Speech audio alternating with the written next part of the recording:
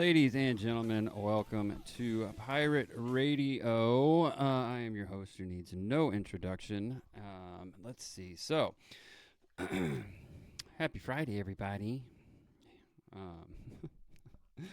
Not a huge fan of when people say that because Fridays don't really mean a whole lot to me anymore after my numerous jobs that I've had. Anyway, on tonight's episode, I'm going to talk about serial numbers on firearms. And basically, actually, that's not entirely what I'm going to talk about. We're going to talk about serial numbers in regards to forensic ballistics. We are under threat of heavy snow, by the way, here in the Indian territories of America. So, it's not snowing yet. We're supposed to get I don't know. They don't know, so I don't know. Somewhere in the neighborhood of 8 to possibly 20 inches, but we'll see. That has nothing to do with what we're doing tonight, but I'm in the middle of Snowmageddon or Arctic Apocalypse or something like that. I don't know. So, all of this, I had found, I don't know, year or so, maybe 2 years ago. I don't know. My time kind of runs together. Basically, let's start here. Most people believe, because of, I guess, there's different shows out there like the CSIs of the world, or even like true crime shows, what have you, that have, excuse me, have convinced us all that firing a projectile out of a pistol or a rifle, any sort of firearm, that there are some specialists, some scientists around that then can take that projectile, the shell casing, match it up to a specific firearm based on some tooling marks. Okay, so with that in mind, I made a YouTube short called Serial Numbers Are a Joke. And for those of you who haven't seen it, I will play that now. Even if you're not watching, you can at least listen, I guess. So I will use all of my producing skills and hopefully not screw this up. So here's the video.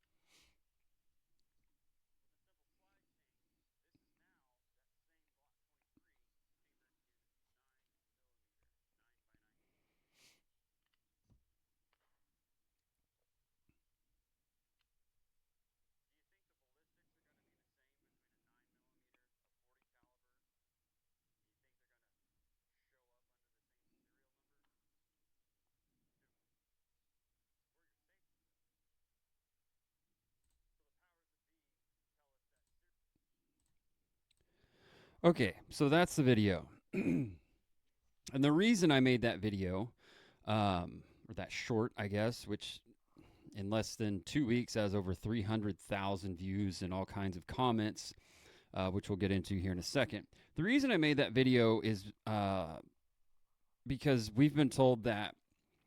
So this is the pistol in question from the video. This is my Glock 23 chambered in 40 Smith & Wesson, 40 cal for those who, I don't know if you can see exactly there. Anyway, it says 40 caliber right there. Giant barrel on it. Anyway, so this is the pistol in question. So it's a 40 caliber projectile for those who are not aware. This is a 40 caliber bullet, 10 millimeter short, if you will. This is a 9 millimeter bullet. 9 millimeter is on your, it's on your right. I don't know. My left, your right, probably. These are not close at all in size. The case length is different. This would be the case. Case length is different. The projectile length is also different, but they are the same length overall, at least negligible. I haven't actually measured these. So But when it comes to width, projectile, all of that, they vary greatly. All the ballistics vary quite a bit. So, why does that matter? That matters because Glock is the original modular pistol, even though they never really, I guess they never marketed it that way. They just made a whole bunch of different variations. The Glock 23 is the 40 caliber version of a Glock 19, which is their compact and probably the most popular pistol on planet Earth. And this is a dagger, PSA dagger, saber line 9mm upper. This is the upper that I switched to, which I have since added a green dot, technically, red dot, green dot, whatever you want to call it, onto it. So it does look a little bit different, but I have my Glock 23 lower, pistol frame, whatever you want to call it. I have my upper, my complete slide, and I now have a 9mm Glock 23, which still retains the same serial number. So we're told that firing that pistol is going to create a unique striation, tool marks, if you will, not only on the casing, but on the projectile. And some experts are able to take that casing and match it up and the projectile and what have you. There is one other variation that you can do. This is our complete original Glock 23 slide.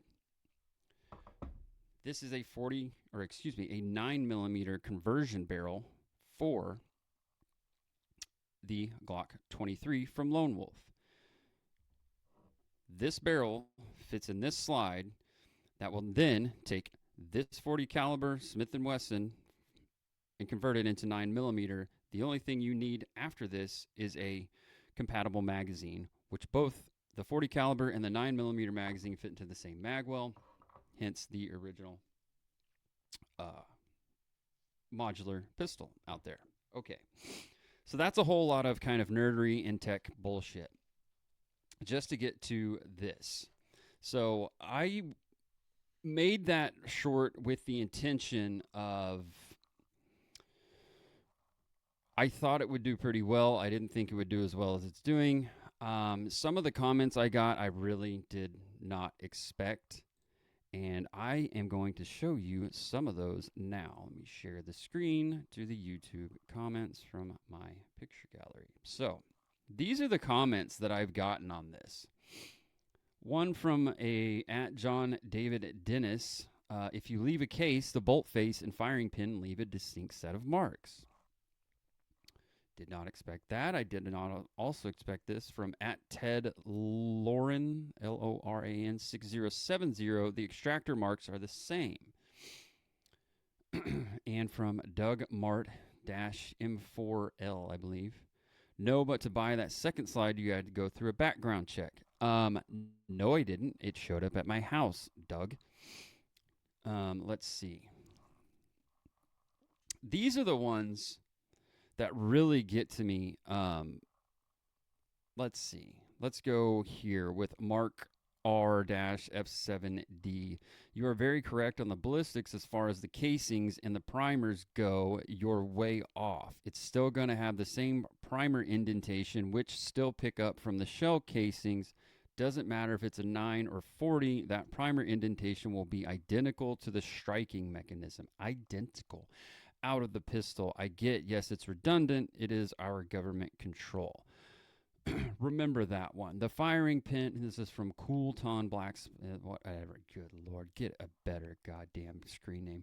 The firing pin is the same and can be identified by the spent casing. That's why you pick up your spent casings. Thank you for trying to educate people on how to commit a crime. And at some_guy, sounds dirty when you say underscore in there. For those unaware, the extractor leaves identical marks along with the firing pin and rifling in the barrel, none of which I think he meant are retained when you swap out the slide and barrel. Somewhat correct, somewhat not. Okay, this is my favorite one, and I told him I was going to roast him. So here we are, promises made, promises kept. At I don't know. Ever hear of a straw purchase? question mark. That's what serial numbers are for. And thanks to this video, now the system knows you can have multiple caliber in one gun. Imagine getting charged of shooting a caliber you don't even own. I don't know where to even start with old Vin Win. I don't believe he's from this country, and there's a language barrier, so I'm going to give that to him. Again, once they do the investigation, this is from @D's Texas, TX, D's TX, whatever. They will know that you have an alternate upper, but it's the lower that is the gun by ATF standards. It does make sense to serialize them also for manufacturing. Absolutely, that's the only reason they do it. In case of defects, they can go by serial numbers. This guy has not idea of guns and firearms. Wearing camo just makes you a nut without knowing what you're talking about. LOL. Imagine being a grown-ass man typing LOL. Wouldn't be me. Would not be me. This might be my favorite, too. How about to find stolen weapons, track down the owner of the gun, stop straw purchases, among many other things. Use your freaking brain before you make a video, bro. Okay, so let's take that one. Track down the owner of the gun. How would you track down the owner of the gun if it's not some sort of registry, which is illegal under the Firearm Owners Protection Act of 1986. It is illegal to create a federal registry of guns. So if there's no registry of guns, how would any law enforcement at any level track down the owner of a stolen firearm unless they had reported that firearm and that serial number reported stolen? Everyone acts like there's some national registry, and maybe there is. I don't really know. But I do want to move on to something that was mentioned numerous times, and there was so many people who mentioned it. That is just a very small amount of the comments I got about shell casings and firing pin / striker marks. If you're not familiar, the Glock is a striker fired mechanism. What that means is there is no hammer in here. This little nub here is attached to the striker, which is technically your firing pin. So as you pull the trigger, this little guy is depressed over here. You're able to pull this back, and as you pull this back, it releases, striking the back of the case of the cartridge, striking the primer there, and firing the bullet out of here. Yes, I removed the barrel so you could see that. I took this pistol in this configuration in 9mm, and then I took this recently acquired Canic, what is this called? Mete? I don't know, gun names sometimes are horrible. The Canic MC9. These pistols are only similar in that they are striker fired. They actually have a different striker. This has a round firing pin striker, and this one has a more of a rectangular striker. So, I posted these on my Twitter earlier, the different shell casings from these next to each other. I did 5 rounds. I did 10 rounds total. I did 5 rounds of the Hornady Critical Defense 115 grain 9mm. Those are the aluminum or the silver casings. And then I also did 5 rounds of American Eagle 124 grain full metal jackets. Now, let's see if I can do this correctly. Let's go back here. And I'm going to share my screen again, or if you're on Twitter, you can look at these live, or live to you, I guess.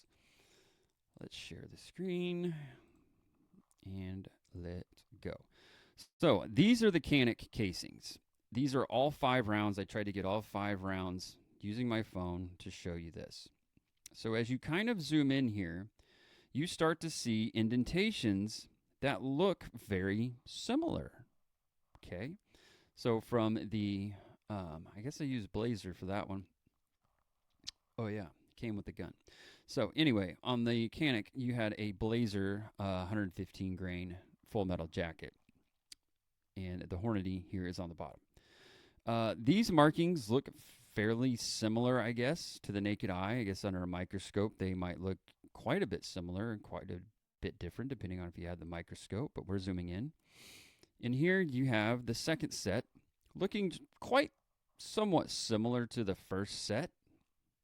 You have kind of a round indentation with a little nub kind of towards the towards one end, or the top, if you will.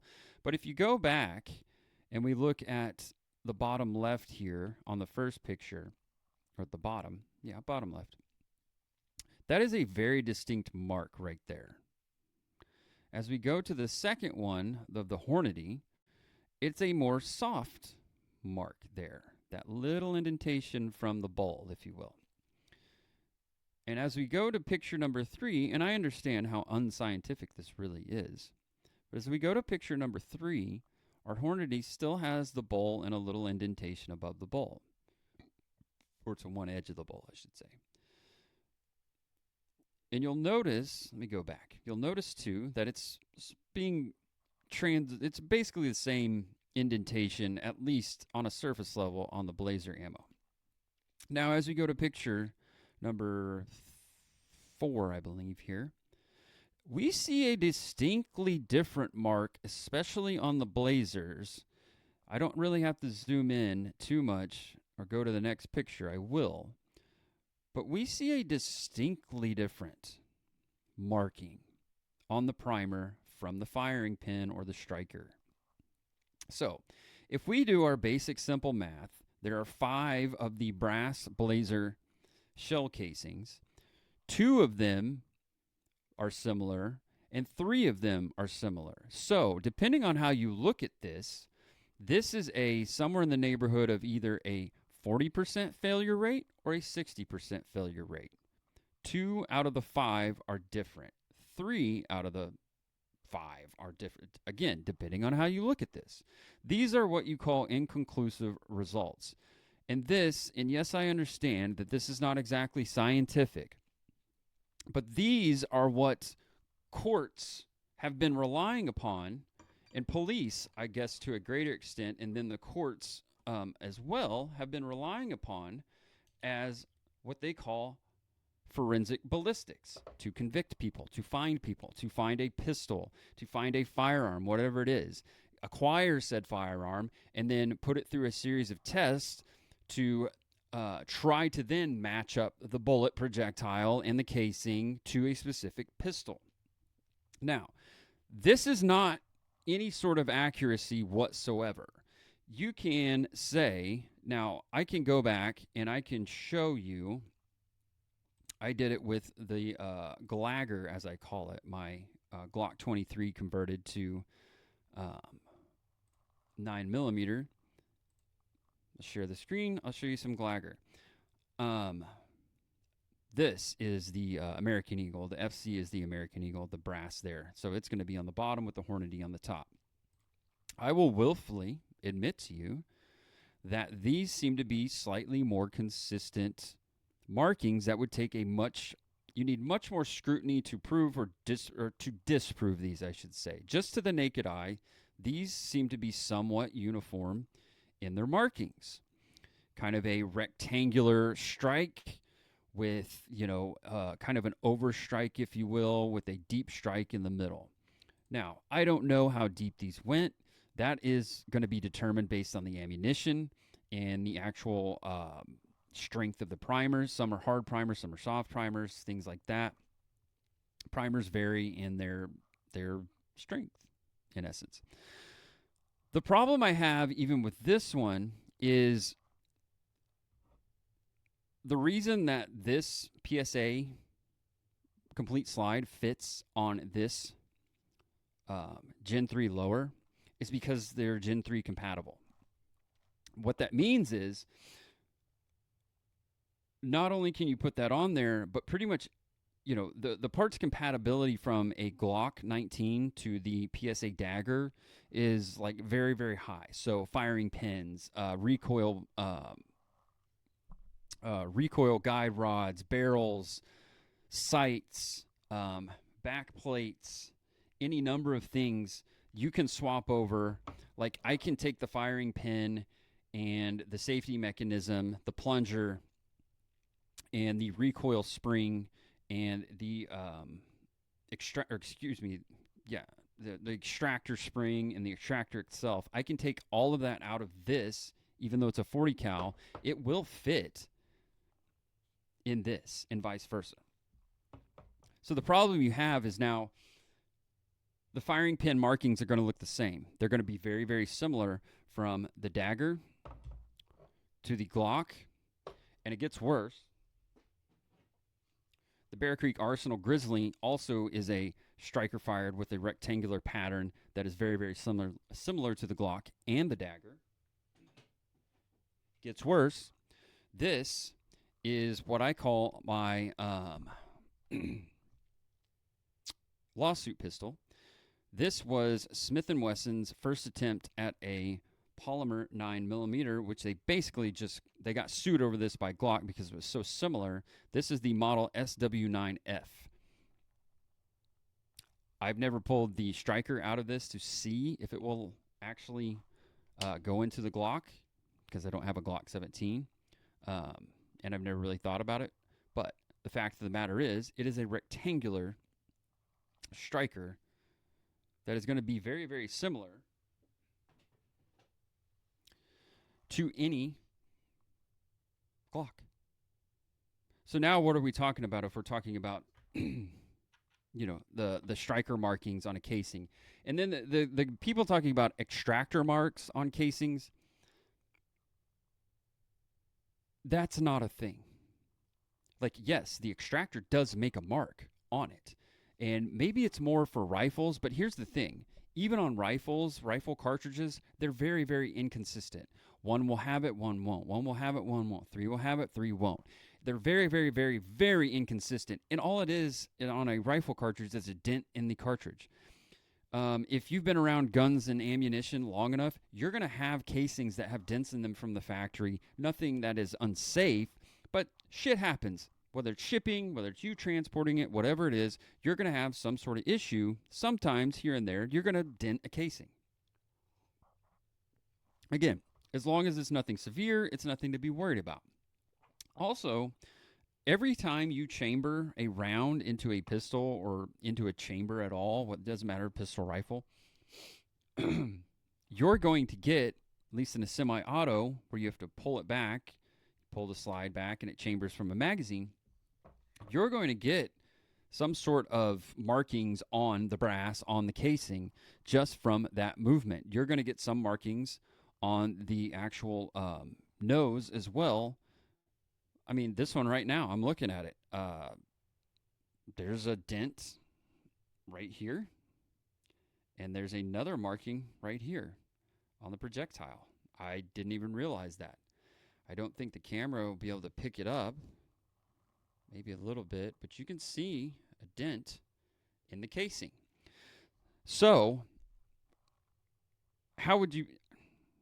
Yeah, that's got to be, because I can see the scratches. Got to be from chambering it or unchambering it or whatever. I can see scratches along the size of that dent. So, what the fuck is this going to match up to? Nothing. So it's complete junk bunk science. Now, I can hear everyone saying now, well, when you fire it out of a pistol, or when you fire it, when the projectile gets fired down the barrel, it leads striations, and they use those striations to then track it back to the rifling of the barrel. You really think you can do that? Now, this is a terrible, terrible picture, but you have engraved portions that are groove, that are land, what have you. The groove is going to be... So, for those who are unaware, when you fire a bullet, what happens is the explosion behind it... So... remove that. When you fire a bullet, your striker or firing pin hits the primer on the back. It then ignites the propellant inside of the case. When that happens, it not only does the case expand a little bit just to create chamber pressure, once the bullet, the projectile, the actual bullet projectile comes out, it grabs the rifling of the barrel. If you're not familiar with what the rifling of the barrel is, you probably aren't listening at this point. But when it does that, it grabs the rifling, which then turns the bullet, it then leaves marks on the bullet. Okay? This does happen. The idea that you can then match up under a microscope these striations is nonsensical. So nonsensical that in June of 2023, if I remember correctly, the Maryland Supreme Court ruled against experts coming in and testifying on quote unquote tool marks on projectiles, on casings, things of that nature. It's no longer allowed in court in the state of Maryland to have that happen because they found so many inconsistencies themselves that they have now banned that practice inside their courtrooms, which makes sense. And once you the problem you have here, I will link this in the description. It's if you're watching on Rumble, it's on the description of the episode as you're watching it live. There's something called the AMES study. There was an AMES 1 and an AMES 2 7 years later. What they did was they took, I think it was 5 different pistols. They fired thousands of rounds out of these pistols. They had multiple people looking at them, experts, and they had them go back or take these projectiles. They set up a test. They had a control and what have you, and they allowed them. They had procedures, all of that. Fair enough. Seems like a good test on paper, right? They claim they have a less than 1% fail rate. Okay, fair enough. Except you're fucking lying. Because when you do the same test and this person has these set of bullets and they match it to these sets of pistols based on their own firing those pistols, collecting the data, looking at it through microscope, the second you do that and you take these 5 projectiles and give it to this person who then tries to match those 5 projectiles to whatever 5 pistols, you get a different result. More than 50% of the time, Analyst 1 did not agree with Analyst 2 or vice versa, however you want to look at that. They came to different conclusions 50% of the time. The other problem with the AMES 1 and 2 studies is they marked inconclusives or I don't know as they just basically threw it out and didn't count it. When you start counting that, now you get into failure rates of 50 and 60%. I don't know about you, but if I go to court, I want something higher than a 50 or 60% rate that's going to convict me. You can get into the details of DNA and those things. I've read a little bit about DNA and that technically when they have DNA evidence on you, what's called like a mass collect DNA, it comes back to like your family and your family lineage. It basically goes from a big pool down to a slightly smaller pool, but there's still like a percentage chance to be someone else. But I don't know enough about DNA to really talk about it educatedly or in an educated manner. So the point of this is that, first of all, let's go back. So ballistics, forensic ballistics goes back to the late 1800s in England, in which someone was able to match up a wad from a musket, I believe, that was used in a murder, blah, blah, blah. But in the United States, it goes back to New York City. Everything bad comes from New York City, mug shots, all that bullshit, fingerprints, blah, blah, blah. The idea that it goes back to once you invented a microscope, you're able to look at things up close, and now they're going, oh, this kind of matches that, and that kind of matches that. But it goes back to, I forget who did it, a detective or a policeman, whatever you want to call him at the time, was able to match up a bullet pulled from a dead victim based on a mark found in the casting that the guy had at his house. Back in the day, you would cast your own lead balls, lead bullets, whatever, and he had a specific distinct mark in his lead casting, and that mark was then on the bullet that they pulled from this dead person. Okay, fair enough. Whatever. Probably seemed monumental at the time. This guy was able to do this, and he showed all this data, and I'm sure everyone in here would have been like, oh, wow, yeah. I mean, obviously, that mark matches up. It's like a birthmark for a bullet, if you will. But the thing is, none of that matters anymore. And what I believe this really is, and what I'm sure most of you believe this really is, it's not a science, because here's the thing. If you type in forensic ballistics in a Google search, a lot of what you're going to get is how to become a forensic ballistics expert. And these are the 5 steps, and come to this school. And it's like, that's really weird. I thought this was science. The problem that they have is they can't reproduce the results that they allegedly get. You know, if I fire 100 rounds out of this pistol of 9mm, you need to have like 98 of those exactly the same. 98 of the projectiles need to look the same. 98 of the casings need to look the same. If we're talking about convicting if we're talking about science. So we need to have some sort of reproducibility. I swear I haven't started drinking yet. I need to be able to reproduce a result multiple times. Not 5 times, not 3 times, not 20 times. I need somewhere in the neighborhood of like 98 out of 100. I need an overwhelming, obvious evidence that this is it. I can reproduce that. This is before we get into it hit a living subject, okay? I did an episode about Charlie Kirk and the ballistics of that. When you're talking about soft tissue and bone, everything else is out the window, because you can't reproduce the actual shot, the kill shot, if you will, the wounding shot, how it went through the body of whatever you shot, whether that's an animal, a human, whatever.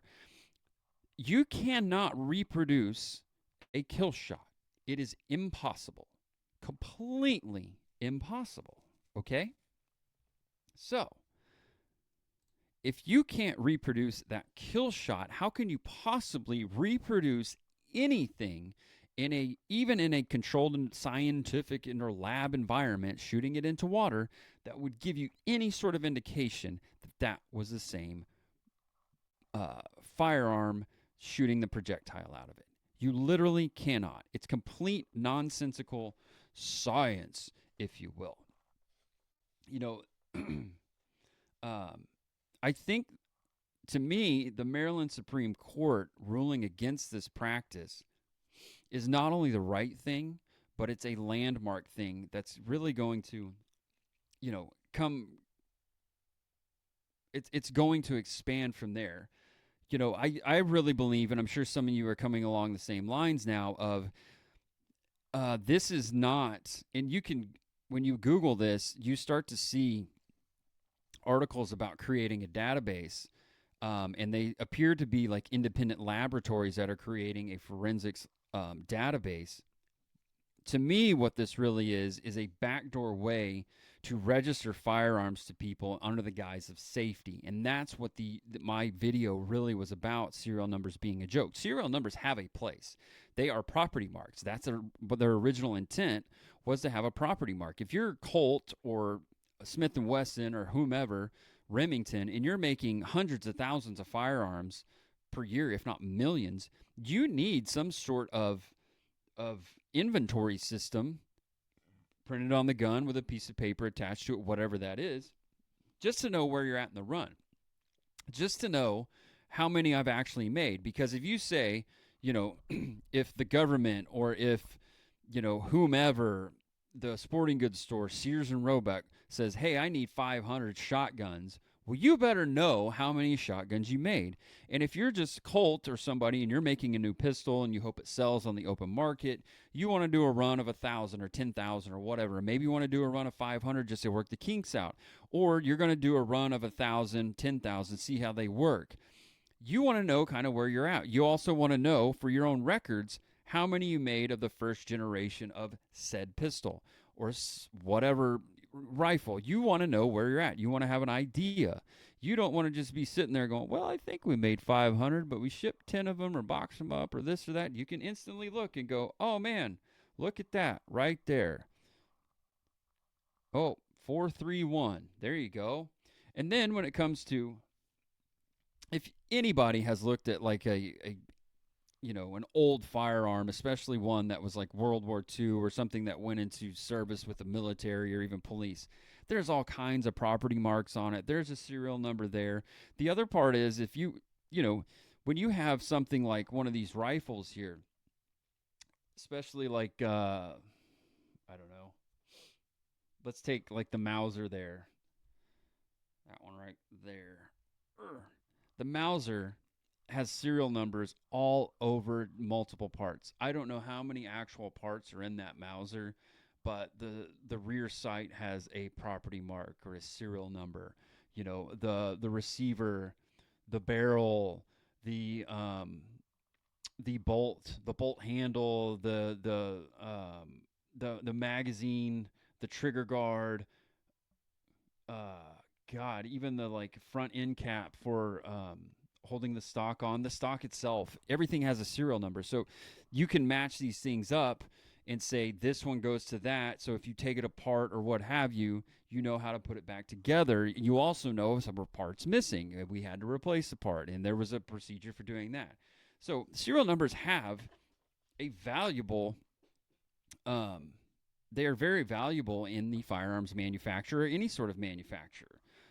Cell phones, computers, you know, cars, whatever it is, you need to know the what, how, when, why, blah, blah, blah of a particular thing. And yes, it does help if if this is stolen, I have the serial number to it, and I can tell the police in my police report, hey, I had a pistol stolen. It was a Canik Mete CP blah blah blah, and the serial number is whatever the fuck it is. I can't actually see it. And then if they find it, which they probably won't because cops are pretty fucking lazy, but if they find it, hey, I filed a police report. It's got it on there. Thank you. Yay me, I got my pistol back. But this is really just to build a backdoor registry through these independent. It's you're registering your pistol, but you're not actually registering your pistol. So when you go buy a firearm at a firearms dealer, you're going to fill out a form, ATF form 4473, which you're going to fill out of your information. You're going to answer, I don't know, if it's 10 questions or whatever. And the dealer is going to mark down the make, model, and serial number of that firearm that you're purchasing. They then do a NICS check, National Instant Criminal Background System check, okay, with the FBI. So they do a check with the FBI, make sure you're not a criminal, make sure you're allowed to own it, what have you. And then they submit all their paperwork to the ATF, and they're supposed to hold on to this paperwork, the gun dealer is, until the ATF calls them and asks about a certain firearm, blah, blah, blah. It's like, well, okay. So all these systems of checks that happen, and all the system of inventory that happen. So pretty sure the way this works, if you're the gun dealers, you get a shipment of guns in. They all have serial numbers. They're all registered with the ATF. Hey, did you get them in? Yeah, we got them in. Hey, do you have this gun? No, I don't have this gun. What have you? So you're on record with the ATF as a gun store. When you sell it now, my buddy True definitely could talk more about this. I probably should have thought about asking. Anyway, it doesn't matter. And then when they sell said firearm, they now are transferring that number to me or you or whomever. This is all still on file. This is a backdoor registration. That's all this is. When you see somebody talking about, or a entity that's an independent firearms ballistic group talking about creating a national database, I didn't have time to look into it, but I can guarantee you that they probably are working with law enforcement, because why else would you have the national database? But they're probably acting on behalf of them. They probably receive some sort of funding either from them or indirectly from them, like, Eco Health Alliance and Wuhan and what have you. And that's really what the point of my video was to point out that this is not about safety. This is not about crime. This is about creating a registry for firearms owners. That's all this is about.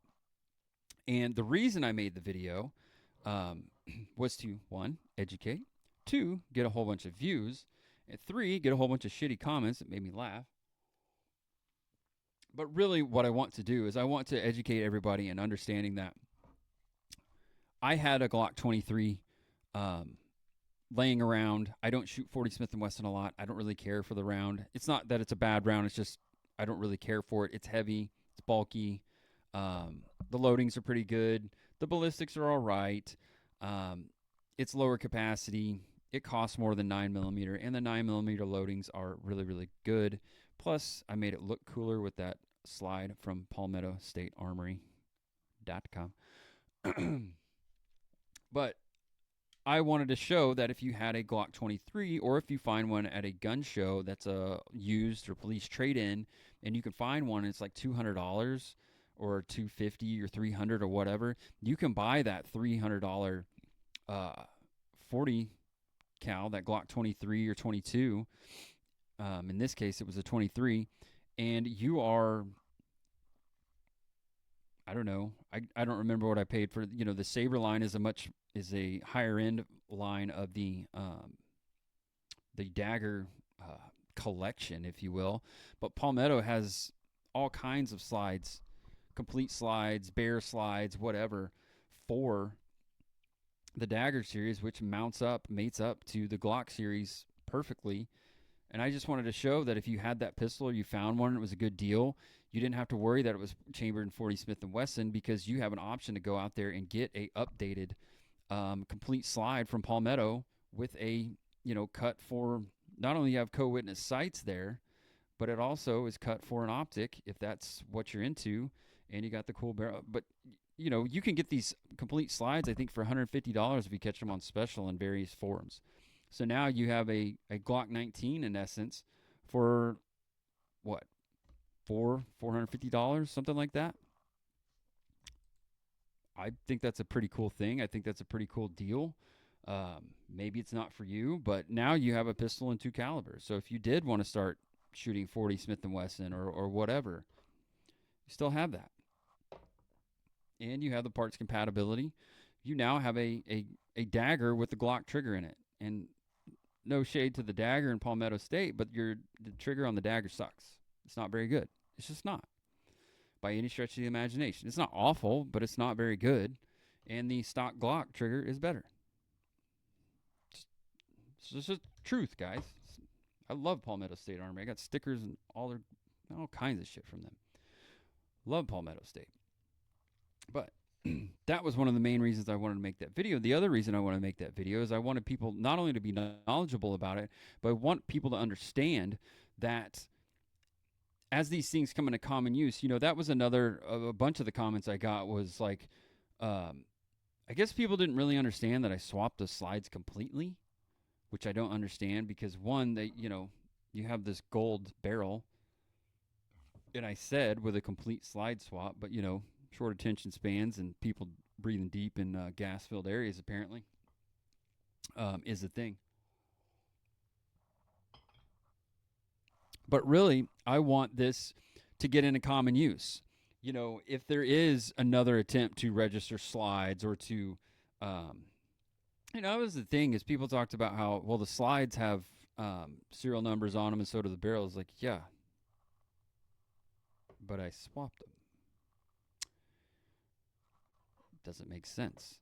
I mean, this slide, the original slide, is going to lead back to the original pistol lower, but this slide, from what I can tell, doesn't have any serial number on it, and it's a completely different caliber, so it's not going to come back to this. But whatever, people are dumb and they don't pay attention. Even so, if I just took the 40 cal complete slide and put the 9mm conversion barrel, it's not going to come back to that either. So there's that. But I want this stuff in common use. I want people to be educated about that. Common use is one of the things that I think they're completely wrong, because the Second Amendment is pretty clear and shall not be infringed. But one of the standards that the Supreme Court of the United States uses is something called common use. Is this in common use? Well, the more that something like this is in common use, well, once it's in common use, what's it's common of having 3 slides. I should point out that not only can you go from 40 to 9, you can go from 40 to 357 SIG if you're rich as fuck and can afford the ammo. So you can convert, I think you can even do 22 in this, 22 long rifle. So once you have multiple slides for a pistol frame, that now becomes common use. If everybody's doing it, then that's common use. One of the reasons that they're having issues with trying to ban assault weapons on a national level, legs behind me, and yes, I don't care about the term assault weapons. I don't care about your verbiage. You can call them assault weapons, assault rifles, ARs. Call them whatever you want. Modern sporting rifle if you're a fag. Call them whatever you want to call them. But the thing is that they're in common use, and so that's one of the main reasons that they can't ban them. even though they keep trying to do an assault weapons ban. They're in common use. There's millions of AR-15s out there in various barrel lengths, and you should have multiple barrel lengths because now it becomes common use. Have the shorty with the pin and weld. Have the shorty that's an SBR. Now that there's no $200 tax on an SBR suppressor, now's the best time in 100 years to start doing that. Yes, you have to fill out an extra form and go through the background check and be approved and fingerprint and all that. Whatever. Common use, because that's the whole thing, common use. When you have these things in common use, now you've met the legal standard that's been set by the Supreme Court. As wrong as it is what we have, okay? You can't ban shotguns because they're in common use. 12-gauge shotgun is ubiquitous in the United States. I've got, I don't know, 1, 2, 3, 4 of them right there. I mean, they're ubiquitous. Who doesn't have a 12-gauge shotgun? I mean, come on. They're everywhere. So you can't ban a 12-gauge shotgun. Make everything common use. Up your fucking game, guys. Up your game. Now, if you don't like Glock, well, something's wrong with you, not me. But the point of this is serial numbers are bullshit, because the other part is if you make your own firearm, like if you 3D print the lower and then you put the order of upper or a complete slide and put it on there, you don't have to put a serial number anywhere on that damn thing, because you can make your own firearms. There's nothing illegal about that. The serial numbers come in as a requirement when you sell them. Now, if you go back, there's plenty of firearms that didn't have serial numbers prior to 1968 when they then became required. And by the way, did crime stop in 1968 when you had required to put serial numbers on firearms? I don't know. I heard the 70s were pretty fucking rough. So what's that about? But whatever. That's the thing, you know, all of this is in the guise of safety, and we're all you're going to be safe and no more criminals and this and that. You know, the problem that you run into is inherently criminals don't follow the law. I don't know if you guys knew that. You know, because like, well, he was going to commit a murder, but he couldn't get a gun. So then he just decided, well, I don't want to murder no more. Or we're going to prevent murders because it's harder to get a firearm because he has to face some background check. And it's like, I think you missed the point. Murder's already illegal. It's not more illegaler when he goes and uses a gun versus a knife or a machete or a car or whatever, or poison. Like, murder's already illegal. You know, like, robbery is illegal. Burglary is illegal. You know, none of this makes, please make it make sense. How harassing me and my friends as legal gun owners, how does that make anyone safer? It's like, well, we got to ban assault weapons because of school shootings. It's like, man, I'm going to say it again. Murder is illegal. Criminals tend not to give a shit. Okay? If you think it's you're a one more gun law away from everybody living in utopia, you're a retard, and you probably should be deported. And preferably, if you believe that, you should be deported to that place where they have that badass prison where they put all them gangsters in. Was that Ecuador? Wherever. You should be deported there. Or Siberia. Which apparently we're supposed to get a little touch of Siberia this weekend with the snow and the weather and the lack of temperature, I guess. If you're in the negatives, you don't really have a temperature. You have a severe lack of temperature, right? I don't know. You have a severe lack of heat. That much I can tell you. Did you know really technically there's no such thing as cold? There's just a lack of heat. And I see people, we're going to digress here. I saw someone that was like, that's the dumbest thing I've ever heard of, a lack of heat. Well, apparently you've never heard of the term absolute zero.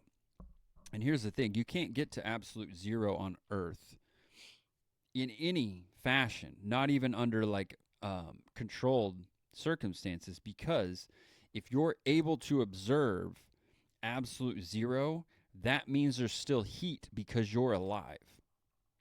So you don't actually have absolute zero.